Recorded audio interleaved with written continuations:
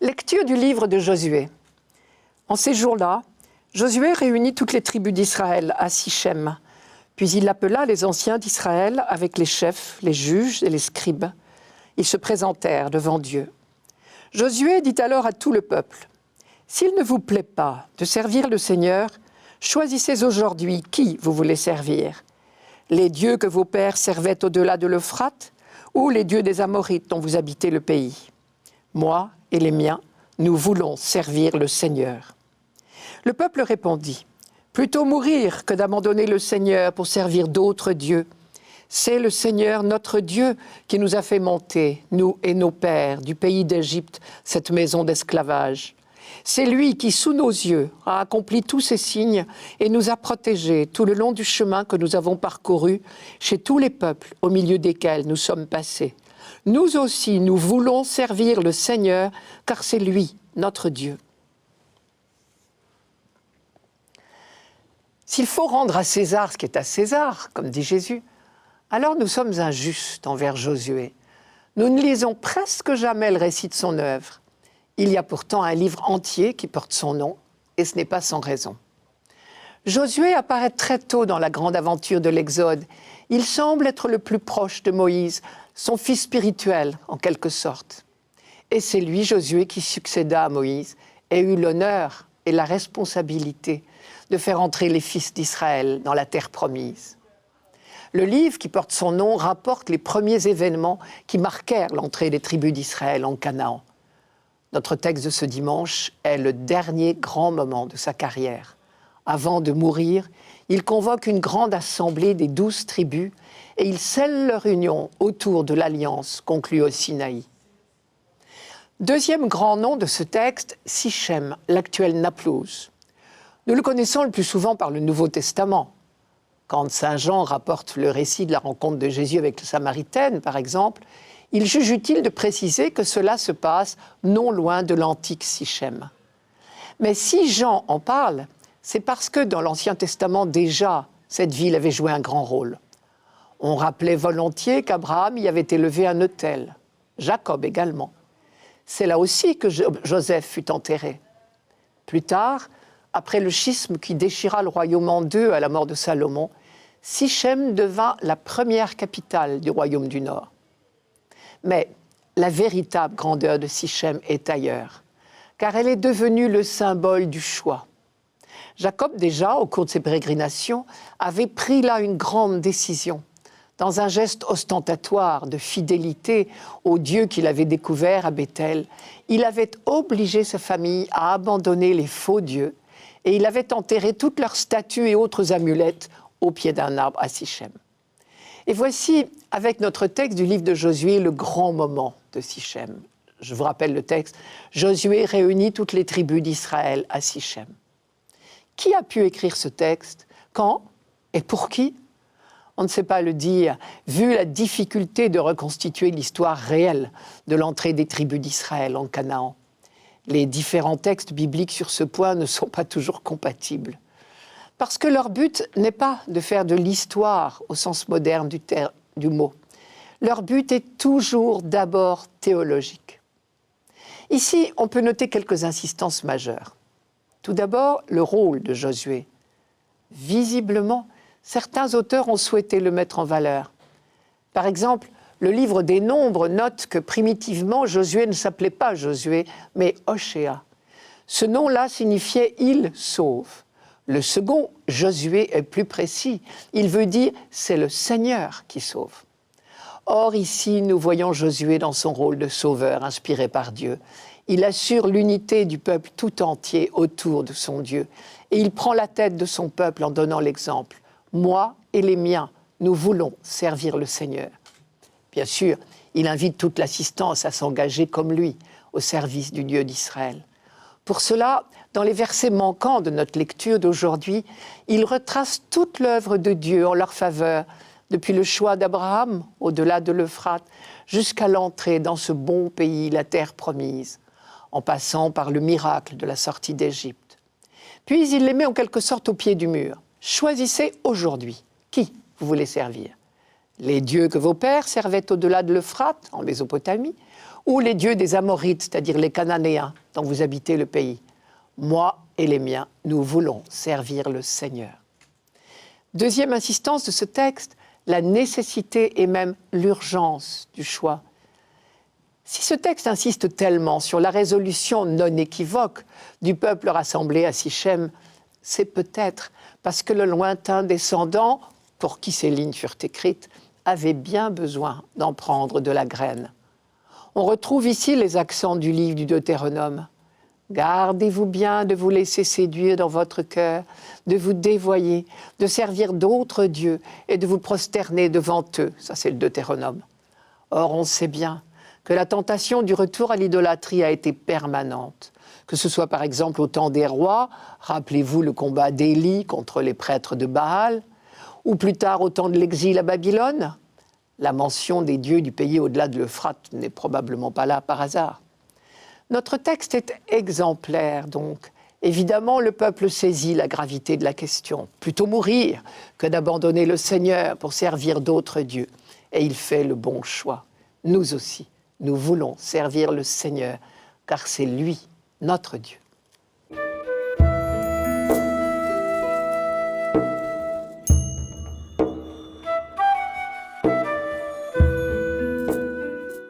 Psaume 33.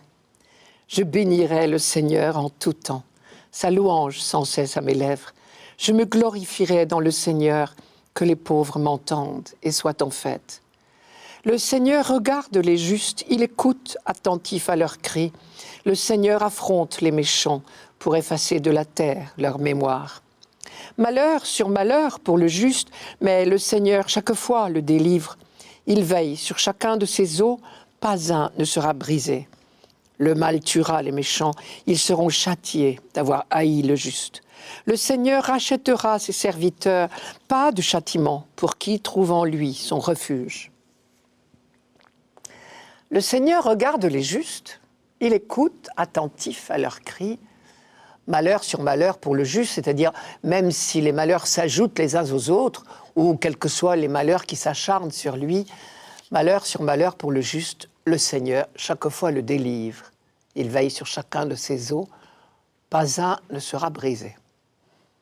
Est-ce vrai au premier degré? La Vierge Marie n'était-elle pas juste?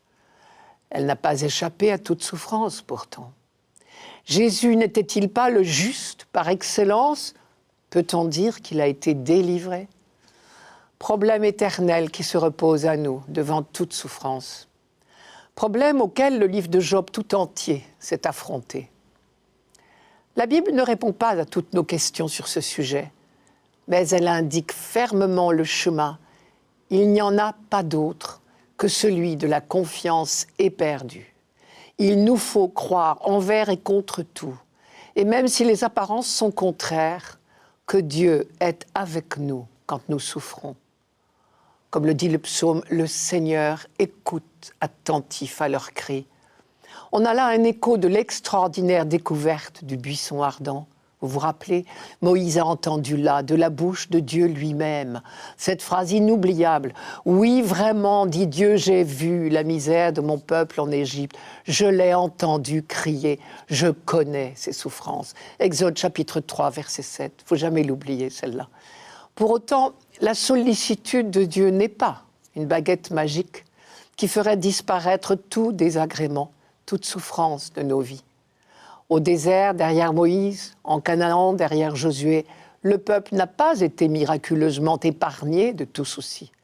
Mais la présence de Dieu l'accompagnait en toutes circonstances pour lui faire franchir les obstacles. C'est l'un des sens d'un verset du début de ce psaume.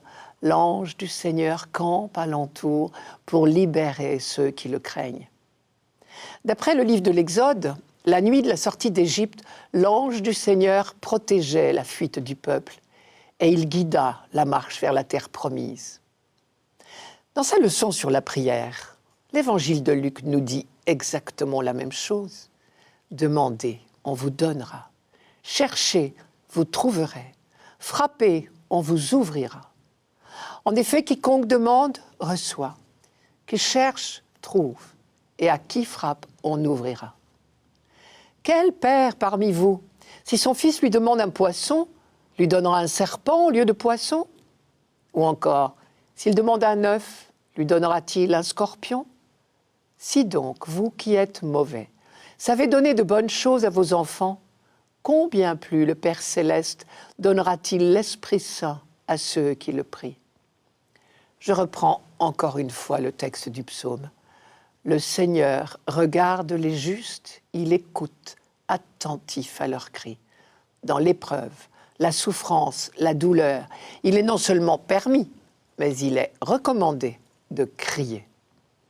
Nous ne serons pas magiquement délivrés de toute difficulté, de toute douleur, mais nous les vivrons avec lui, remplis de son esprit.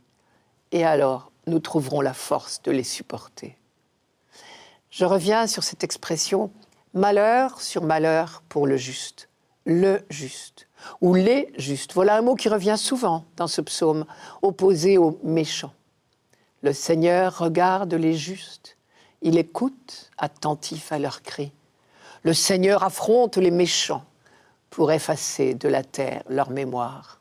Malheur sur malheur pour le juste, mais le Seigneur chaque fois le délivre. Le mal tuera les méchants. Ils seront châtiés d'avoir haï le juste. Cette opposition entre juste et méchant est fréquente dans la Bible.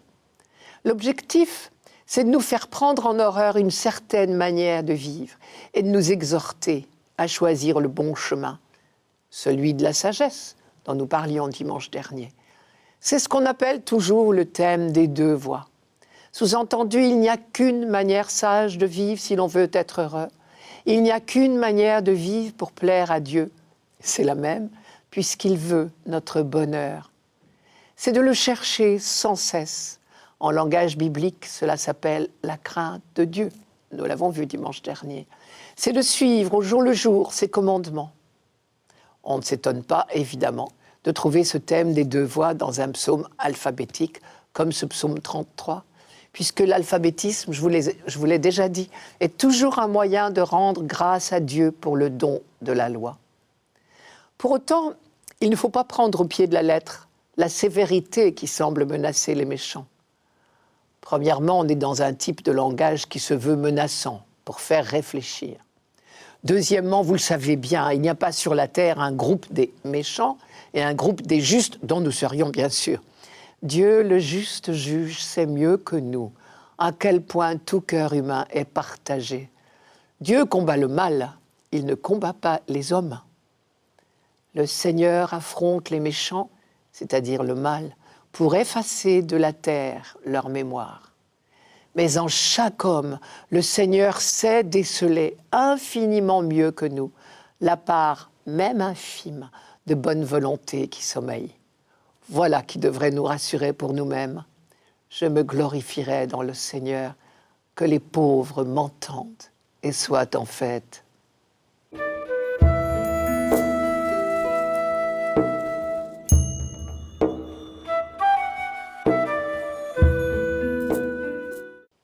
Lecture de la lettre de saint Paul apôtre aux Éphésiens. Frères, par respect pour le Christ, soyez soumis les uns aux autres, les femmes à leur mari comme au Seigneur Jésus.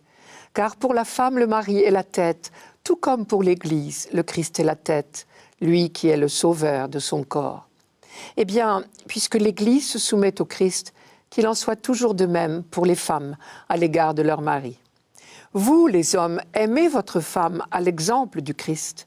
Il a aimé l'Église, il s'est livré lui-même pour elle, afin de la rendre sainte en la purifiant par le bain de l'eau baptismale accompagnée d'une parole. Il voulait se la présenter à lui-même, cette Église resplendissante, sans tache, ni ride, ni rien de tel. Il la voulait sainte et immaculée.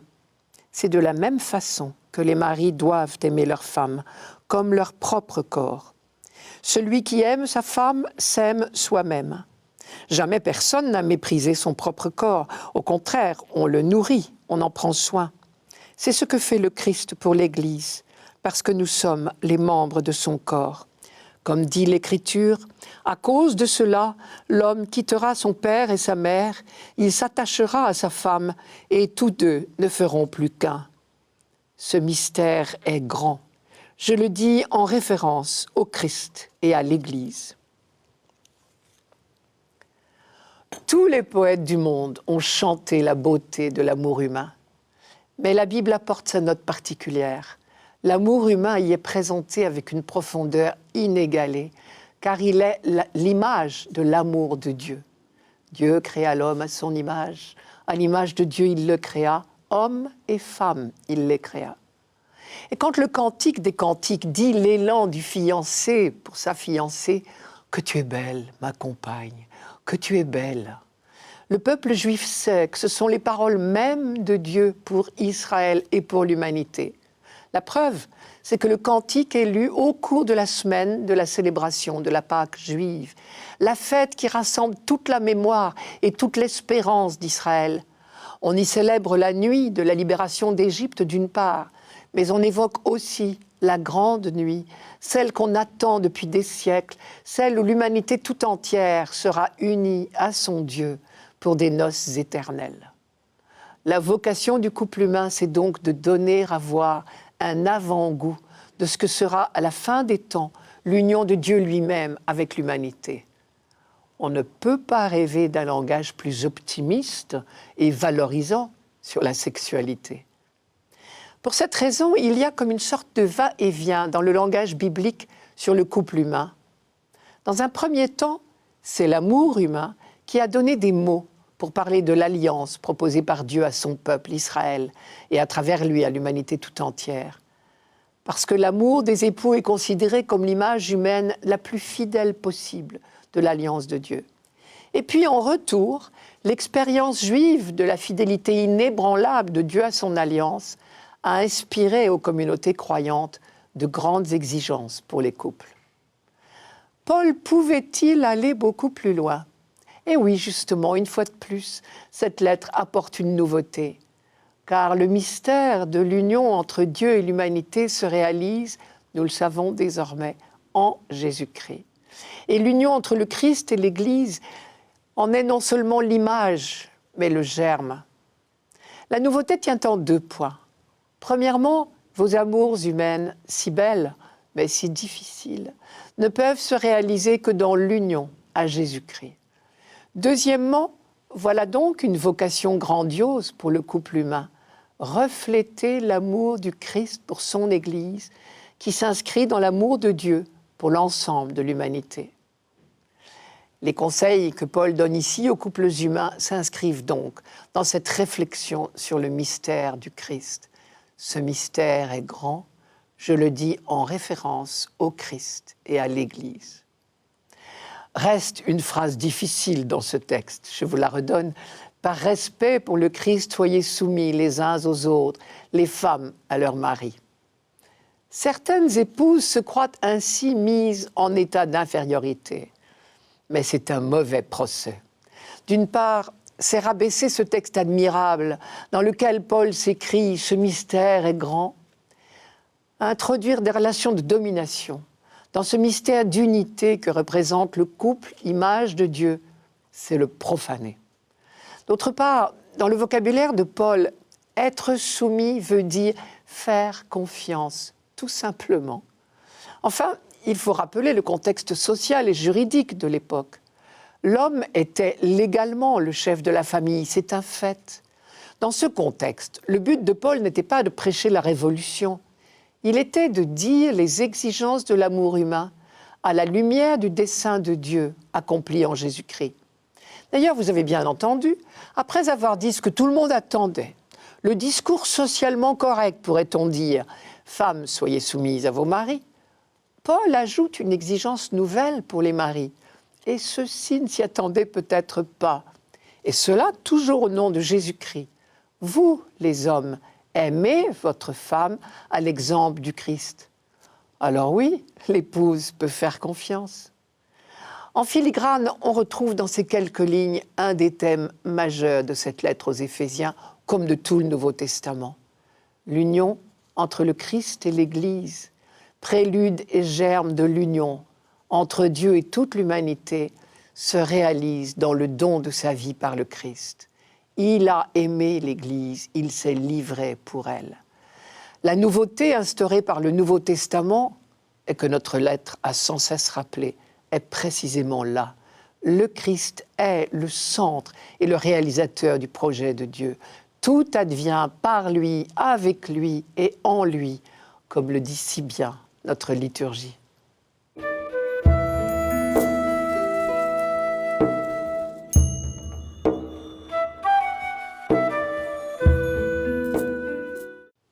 Évangile de Jésus-Christ selon saint Jean. En ce temps-là, Jésus avait donné un enseignement dans la synagogue de Capharnaüm. Beaucoup de ses disciples qui avaient entendu déclarèrent « Cette parole est rude, qui peut l'entendre ?» Jésus savait en lui-même que ses disciples récriminaient à son sujet. Il leur dit « Cela vous scandalise ? Et quand vous verrez le Fils de l'homme monter là où il était auparavant ? C'est l'esprit qui fait vivre, la chair n'est capable de rien. Les paroles que je vous ai dites sont esprit et elles sont vie. Mais il y en a parmi vous qui ne croient pas. » Jésus savait en effet depuis le commencement quels étaient ceux qui ne croyaient pas et qui était celui qui le livrerait. Il ajouta « Voilà pourquoi je vous ai dit que personne ne peut venir à moi si cela ne lui est pas donné par le Père. » À partir de ce moment, beaucoup de ses disciples s'en retournèrent et cessèrent de l'accompagner. Alors Jésus dit aux 12, « Voulez-vous partir, vous aussi ?» Simon-Pierre lui répondit, « Seigneur, à qui irions-nous ? Tu as les paroles de la vie éternelle. Quant à nous, nous croyons et nous savons que tu es le Saint de Dieu. » Voilà la fin du discours sur le pain de vie. L'heure de la décision a sonné. Comme les arrivants sur la terre promise à la suite de Josué, ont eu à choisir une bonne foi. Quel Dieu ils voulaient servir? Les auditeurs de Jésus sont au pied du mur. Oui, ce qu'il dit est dur à entendre. Faut-il refuser de l'écouter pour autant? C'est toute la question. Voilà le paradoxe de la foi. Les paroles de Jésus sont humainement incompréhensibles et pourtant elles nous font vivre. Il nous faut suivre le chemin des apôtres, vivre de ces paroles, les laisser nous nourrir et nous pénétrer sans prétendre les expliquer. Il y a là déjà, il me semble, une grande leçon. Ce n'est pas dans les livres qu'il faut chercher l'explication de l'Eucharistie. Mieux vaut y participer et laisser le Christ nous entraîner dans son mystère de vie. On sent bien que tout au long de l'évangile de Jean se repose cette grande question. Croire ou ne pas croire? Si vraiment Jésus est l'envoyé du Père, c'est folie de ne pas accueillir avec émerveillement et reconnaissance le cadeau que Dieu nous fait. Voilà donc la question telle qu'elle se pose aux auditeurs de Jésus. Les paroles que je vous ai dites sont esprit et elles sont vie. Mais il y en a parmi vous qui ne croient pas. La réponse sera diverse, évidemment. Certains de ses disciples cesseront de le suivre. Au nom des 12, Pierre, au contraire, aura la réponse de la foi. Cela se passe à Capharnaüm, et l'on se demande bien pourquoi Jean juge utile de le préciser à 3 reprises dans ce texte. Le mystère pascal proprement dit, qui se profile sous tout ce discours, s'est pourtant déroulé à Jérusalem. Mais c'est à Capharnaüm en Galilée qu'il a été annoncé. Car il s'agit bien ici d'une annonce de la passion. L'abandon des uns, le choix résolu des autres, préfigure la croix. Jésus est rejeté déjà par le plus grand nombre. 12, c'est tout ce qui reste de la grande foule, les 5000 hommes de la multiplication des pains. À la différence des 3 évangiles synoptiques, l'évangile de Jean ne rapporte ni la profession de foi de Pierre à Césarée, ni les annonces de la passion. On peut considérer qu'on en a ici l'équivalent. L'annonce de la passion, c'est « le pain que je donnerai, c'est ma chair donnée pour que le monde ait la vie ». Et la profession de foi de Pierre, « Seigneur, vers qui irions-nous? Tu as les paroles de la vie éternelle. Quant à nous, nous croyons et nous savons que tu es le Saint de Dieu. » Jésus leur a posé la question de confiance. Voulez-vous partir, vous aussi? Curieux vocabulaire. Les uns s'en allèrent, et Pierre dit, à qui pourrions-nous aller? Une fois de plus, la foi n'est donc pas un bagage, mais un chemin. Un chemin sur lequel il faut se laisser guider. Personne ne peut venir à moi, dit Jésus, si cela ne lui est pas donné par le Père. Bienheureux Pierre, qui s'est contenté de recevoir le cadeau du Père. À relire tout ce discours, on est surpris d'ailleurs de la fréquence du verbe « donner », ici et dans tout l'évangile de Jean. Le Père donne le Fils donne sa vie. Il nous donne la vie par le partage de sa chair et de son sang. Ce que Jésus résume en parlant à la Samaritaine, « Si tu savais le don de Dieu ». Reste le dernier don, celui de l'Esprit. Lui seul fera entrer les croyants dans le mystère. La chair, c'est-à-dire l'homme réduit à ses seules forces, n'est capable de rien, dit Jésus. L'annonce de l'Esprit est encore voilée ici. C'est l'Esprit qui fait vivre. Plus tard, dans le discours après la scène, la veille de sa mort, Jésus en parlera beaucoup plus explicitement. Cela veut-il dire que l'heure de cette ultime révélation n'avait pas encore sonné à Capharnaüm? L'annonce du don de l'Esprit devait-elle être faite d'abord à Jérusalem? C'est à Jérusalem, effectivement, que Jésus dira le dernier soir, « Lorsque viendra l'Esprit de vérité qui procède du Père, il rendra lui-même témoignage de moi. Et à votre tour, vous me rendrez témoignage, parce que vous êtes avec moi depuis le commencement. » Pierre pressent tout cela lorsqu'il ose formuler la phrase décisive, « Seigneur, vers qui pourrions-nous aller? Tu as les paroles de la vie éternelle. » Désormais, tout homme qui voit le Fils et croit en lui obtient la vie éternelle. Telle est la volonté de Dieu. Pour que cette volonté de Dieu se réalise au plus vite, Jésus nous a appris à dire que ta volonté soit faite.